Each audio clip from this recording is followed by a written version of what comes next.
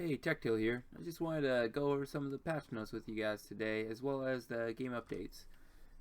Basically, the game updates are not too interesting. Spawn rate, normalization, training prayer potions in free-to-play worlds. It's all basic stuff. Uh, One pretty big thing is that you don't have to unequip auras whenever you're doing clues that require no equipment. I'm sure that was kind of really annoying before.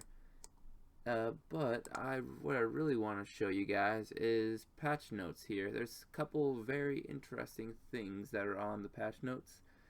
These are all graphical updates. A lot of them are like making sure that you're facing the right way with crossing the stepping stones entirely. It's not really that big of a deal.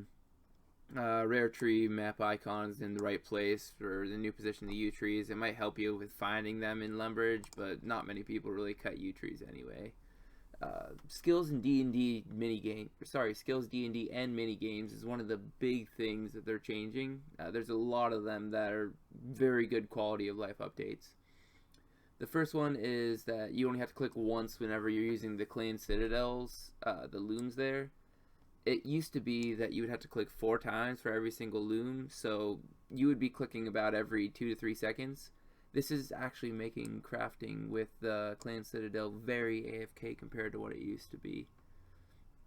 So if you haven't done the Clan Citadel yet, or if you're not in the clan that has it, it might be worth starting it just for some of the crafting XP that you're getting from it now. Timer bar has been added when using Crystallize to show the duration of the spell. That's, in my opinion, a really big increase in the usability of Crystallize. I never knew exactly when Crystallize was going to be wearing off. If you know exactly when it's going to wear off, then you can better adjust to when to stop doing everything. Next one is players are now able to check when they're next eligible to force a Slayer task with a Slayer mask. If you don't have Slayer mask, irrelevant. But if you do, you already know how they work. If you force the tasks, a lot of the ones, like I think they have like an Abyssal Demon one or something, you can force them to give you an Abyssal Demon task, which is insane. You can do it every 3 days. But it now has a cooldown so that you know when it's actually off cooldown. Added a configure option to portable braziers. I'm not actually sure how to pronounce that word. Portable crafters and portable fletchers. This is a big one as well. This is going to increase the speed that you're actually able to make some things with the portable crafters, like tanning hides is going to be even faster now than it already was. I know a lot of people used to not tan hides because of the having to right click and being sloppy with the clicking. You should make it a lot easier now. I'll actually go ahead and try that out. I'll probably put an update video for you at some point in the next couple of days. Portable fletchers, I personally haven't used these, but I'm sure that there's something that you used to have to right click for that you aren't going to anymore. Braziers, I'm not sure what configuration, like what there is to configure on those, but there might be cooking or something. I think that there's something different for cooking. I was just putting logs on, but I might be missing something obvious. Remove the check duration option from portable skilling locations. It's just nice. Get rid of some of the clutter. It's moved to the examine option. It seems like a decent place to put it anyway. Invention skill guide now lists the level unlocks instead of question mark. This is so good for me. Used to be so frustrating to have to go online and find a invention skill guide that's online to figure out when all the unlocks are. If I can just look at the unlocks there, then it would be so much better, like on the Runescape game itself. I understand why they did it in the first place. It was so that you didn't know, hey, this is exactly what unlocks at what the level. It was inventing and finding new things. But it's about time that you don't have to go find it on a website or in the wiki or something. It's no longer possible to destroy augmented items by dragging them from the worn interface. That seems like a very big oversight, that you might accidentally destroy something that you have like 400,000 XP on. Yeah, that probably wasn't good. Adding bloodweed to a vial of water now rewards XP when wearing the factory outfit. If you don't know what the factory outfit is, it's not worth getting. It was from Flash Flash Potion, or it was the one that used to be Rogue's Den. You can play that game. It gives you the factory outfit. It has minor benefits. It's not really worth getting in the first place. I think it was like with 4 or 5 pieces of it, you can get a tiny bit extra XP from vials of water. So it's a low quality of life update. Nothing really important. So tweak some information about the elite woodcutting outfit to better explain what variants of the outfit can be combined with. It's the same as the rest of the elite woodcutting outfits from as far as I know. So it's just basically quality of life, letting people know how it works. If you already know how the elite outfits work, then it's not a big deal. They have like 3 different outfits and they can combine together. If you understand that already, then I don't see what this is needed for. But just due to it being the new treasure hunter promotion, people probably didn't understand what that combined option was. Fix a typo, who cares? It's nice to have everything the right spelling, but typos aren't that big of a deal to me. Just fix them whenever you find them. Remove second full stop from the message received when receiving a skilling pet with a full backpack. Nice little update, probably just another typo change. Players can no longer cast alchemy or disassemble on a baby ice fiend from the quest. You monsters. Oh, they're so funny. But whatever, I'm sure there was some sort of abuse with it, so that's why they changed it. Logging out in Bounty Hunter safe worlds, whatever, nobody does Bounty Hunter. Just in case if you actually care about it, once again runs the countdown to the penalty timer, whatever that is. I've never done Bounty Hunter, I'm not sure exactly what that means. The correct ore name will now appear when using skill champas when mining. Again, who cares? Nobody really uses skill champas except for the super elite. I doubt you're using them on mining in the first place. There's a lot better places to use that. But low quality of life update. Unlocking Tezrek Jad via the Spotlight store as the final requirement for the Insane Final Boss title will now send the relevant broadcast. That seems like it would be useful. I'm sure somebody did this and didn't get the broadcast. So there's many people that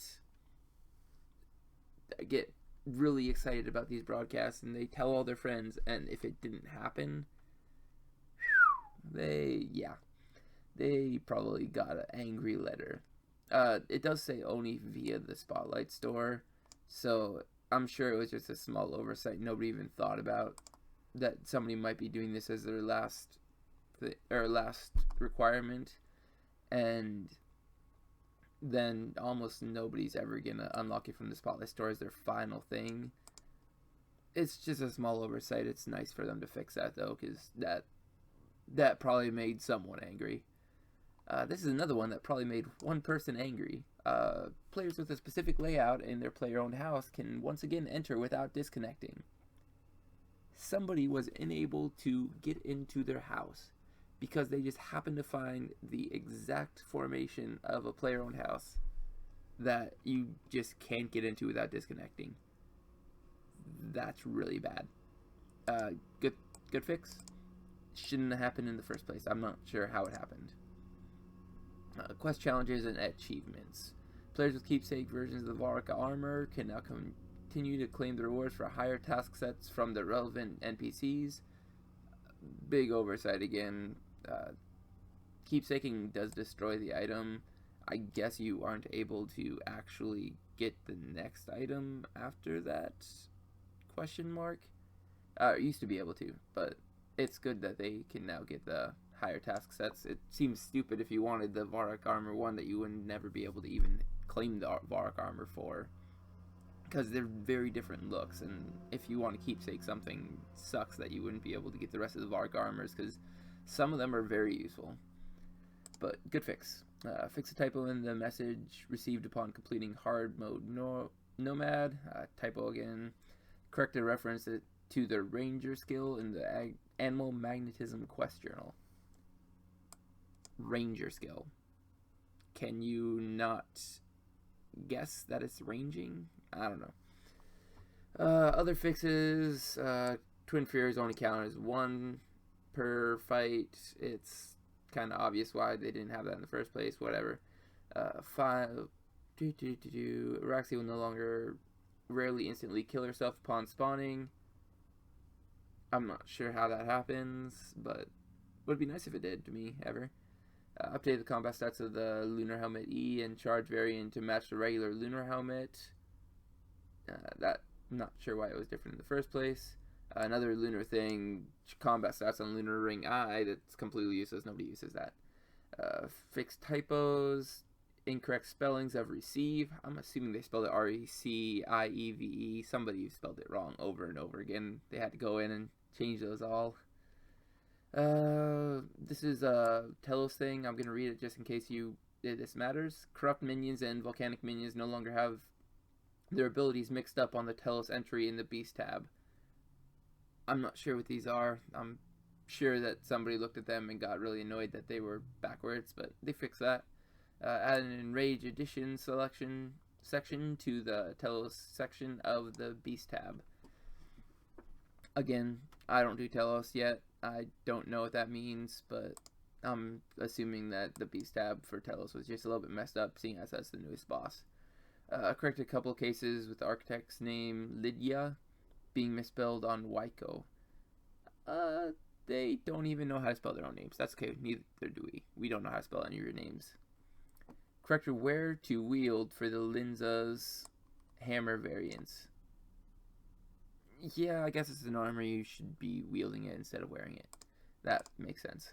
It might have actually been a cosmetic at one time. I'm curious. They might have intended that to be just a cosmetic hammer, and then they ended up switching it over to a actual hammer. So that might be why it says wear instead of wield. But they fixed it now. Ribbon interface in Legacy Skin mode will now continue or correctly use disabled variants of the icons when relevant.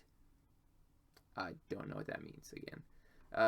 They added audio to tea flasks and drinking the tea.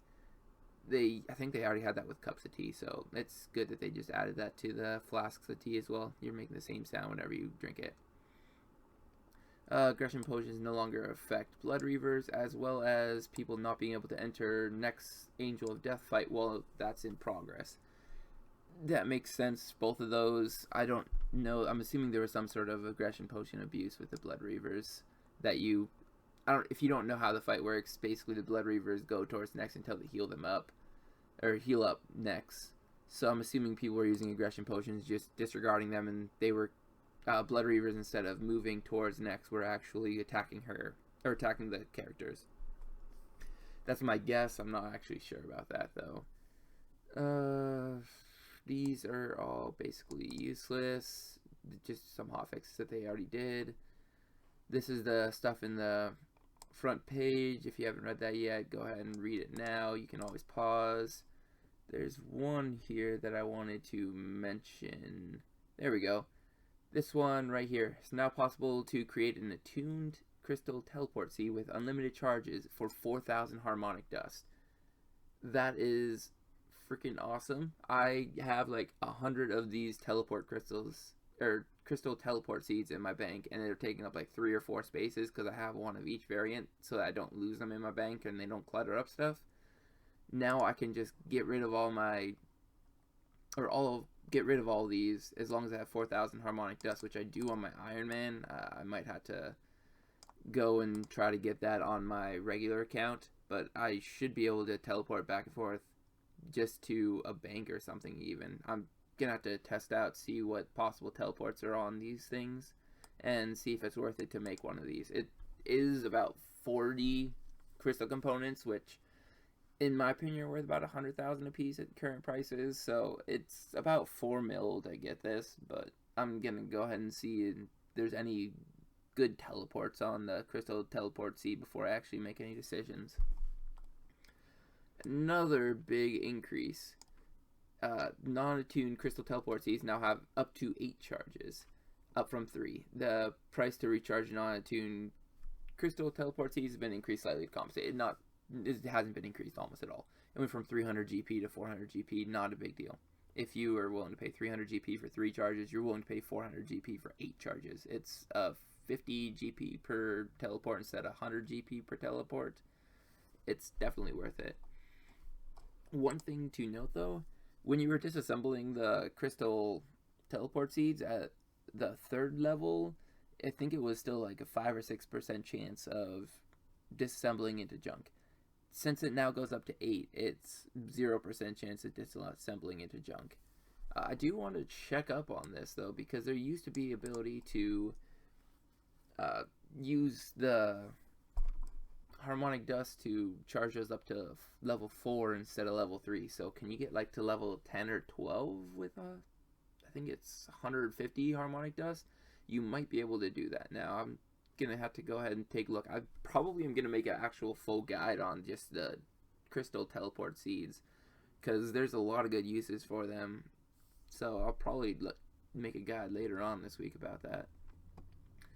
Several texts including the tail of Scorpius, some tales have been modified to improve the accuracy of early Kindarian history records. Then there's 2 guys that did a lot of research, Lord Draken and FSWE1. So good job, you freaking lore hounds.